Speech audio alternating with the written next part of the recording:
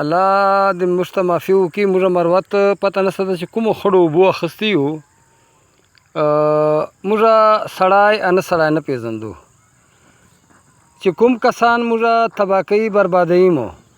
موږ قوم یې خړ که، موږ قوم یې برباد که، موږ قوم یې تباهي طرف ته ور روان کړی ده. هغه موږ قدر او عزت په زړه چې ده.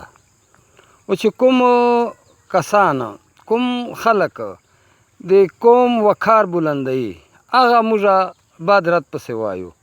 اوس شیر افضل خان صاحب پسې چا بیوقوف، چا د قوم غدار منافق افواګانې پیلاوي چې اغوا یې که، فالج والا یې ده، پلانای وسه، ډینګای وسه.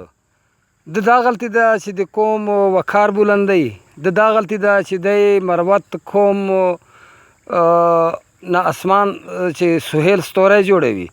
د دا غلطي ده چې مروت خلکو ته ورپېژندوي. د دا غلطي ده چې مروتو پاره لګیا ده چې ترقیاتي کارونه وسي. که تاسې وایو چې دې سره به دی بدنام سي، هېڅ بدنامي یې ده نه راځي. دی دوره په مروتو چې مقبول ده انشاءالله العزیز. که یو خر یې ودراو خر به پاس کېږي. په تاسې پروپیګنډو باندې هېڅ وقار یې ده نه کمیږي. یې ده عزت چې هېڅ فرق نه راځي. ده ته الله تبارک وتعالی عزت ورکړی ده. داسې عزت یې ورده چې په ټول پاکستان چې د عزت ده، په ټولو پښتنو چې د زړه دړکنه ده، د ټول پاکستان زړه دړکن ده، د مروتو زړه دړکن ده.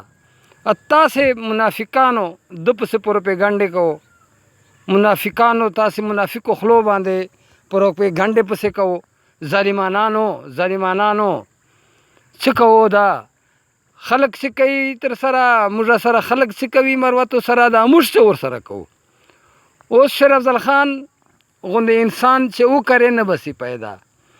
ما په خدای قسم چې لا مخامخ لیدلی نه ده، خو ده رنګ یې جستجو نه ده پته لګېږي چې دی د مروتو انتهایي زیات خیرخوا ده، انتهایي زیات. یو خو لږ یو ډېرې موږ خانانو څه وکړل، کوم ځای ته ورسولو. په خړو اوبو باندې یې اخیستي وو، اوري مو دریابو ته مو په اوري ورکوي مو، له نسو یې نیولي وو، هر لیول باندې دو تباهي دهانې ته رسولي وو. اوس دی لګیا ده مروت قوم اډورټایز کوي، مروت قوم وقار بلندوي. تاسې پروپیګنډې پسې کوو. ظالمانو تاسې پروپیګنډې به څه وسي چې اغوا یې که، څه وکړه. دغو پولیس والو باندې څه چارې وکړې اسلام آباد چې تاسو ته پته شته؟ دغه ته تاسې اغوا وایو چې دا یې اغوا که. های ظالمانانو، های ظالمانانو. لږ کې سوچ وکړو، لږ کې ویښ شو. انعام الله خان خو په دغه باندې لګیا ده چې ظالمانو مروتو په سترګو مو پټۍ دي، د پټۍ لرې کو.